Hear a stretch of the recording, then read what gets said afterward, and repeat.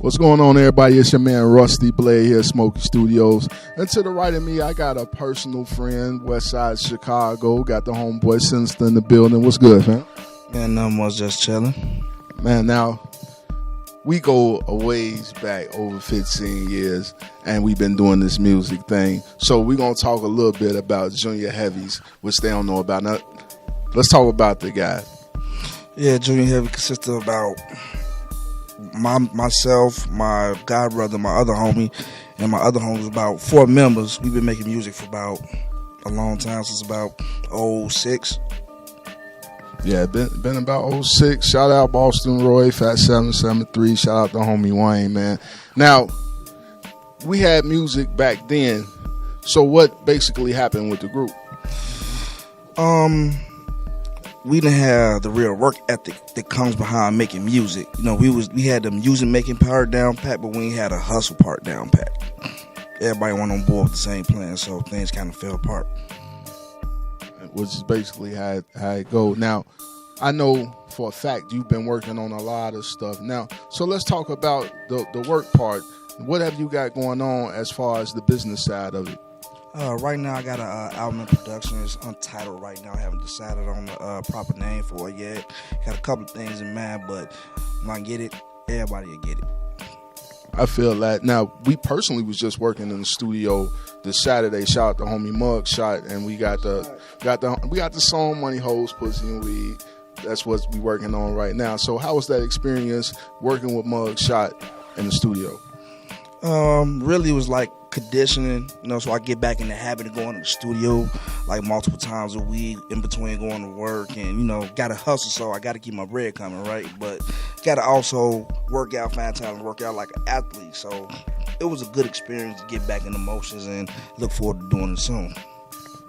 No doubt. I definitely had a ball. We could head back this Saturday and work on the other thing, because we had a few ideas we bouncing off the wall and trying to get something as far as the three of us together as far as the music goes. Now, do you have any visuals in mind as far as the Untitled project? I mean, yeah, I got a few visuals. I'm going more toward like how I am of my hustling mentality, you know. I'm keeping it real with everybody. I can't rap about money and I don't have it, you know. I feel that. Now, what type of music would you say you do?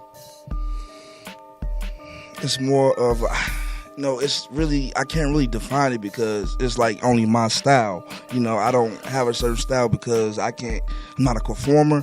Like, I only do what's natural to me, so I can't put a name on it. I mean, that's dope. You know, I consider music like that like smorgasbord. You can do anything. Like, you don't have to be in one mindset when it comes to music. That's the great thing about it.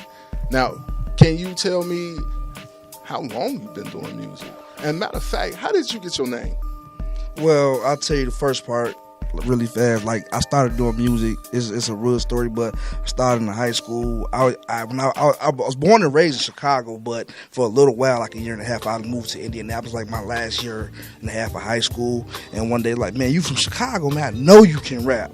I'm like, I'll give it a try. I'm like, man, that was dope. And I'm sorry, but like the other part is like my man's right here gave me my name Sinasta. I used to go by something dorky and geeky, so I'm not gonna tell y'all what it is. But yeah, my man, he's like, man, Joe, you kind of got some demonic lyrics. Your name should be like Sinasta. And that's facts. Like, we were sitting up, I remember the day clearly. We was in the house going over a few songs, and I like the way he had the flow. Like, man, you killing them. You very sinister with your lyrics. I think that should be your name.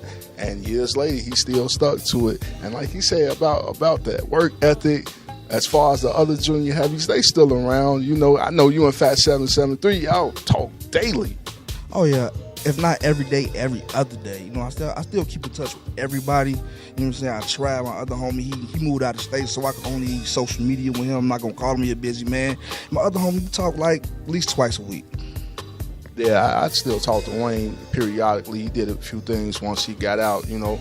That also be part of the problem. Brothers get out here and they get jammed for certain reasons or another, and it slow their process down. But like I've always said, it takes one to pull the wagon, and then the others, they'll come along. So that's the hope, that the other brothers will come along when they see that you out here still grinding. And I'm proud of you personally, because people would say the same thing to me. It's good to see you still doing your music thing, and it's still to see you still doing your music thing and putting the business and the hustle behind it. Now, where can the people find you on social media to get in tune with the project that's coming up?